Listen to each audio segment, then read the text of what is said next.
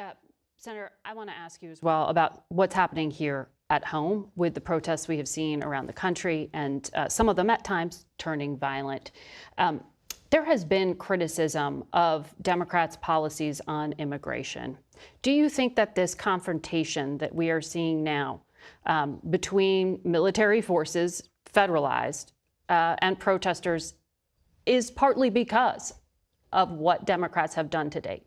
The use of military, whether it's the National Guard or the Marines, can be inflammatory and provocative.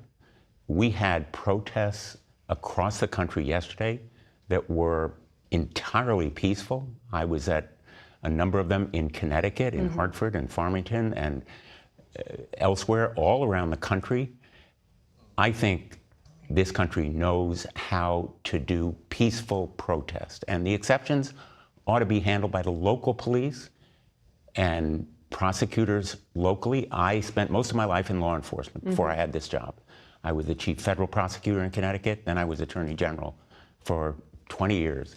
And the reliance on state and local police, I think, is well-founded. And I've supported, in fact, I've introduced a bill that would limit use of the Insurrection Act, would define better what is a rebellion, and compel the president to come back to Congress for approval if he uses this kind of federal force.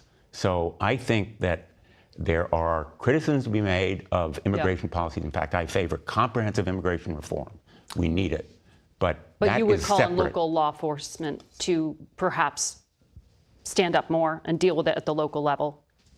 It's the local level where law enforcement happens in this country. Okay. We rely on state and local police, and that ought to be the way we enforce our laws in this country and emphasize the importance of peaceful protests, such as we saw yesterday around the country. All right, Senators, thank you for joining us for a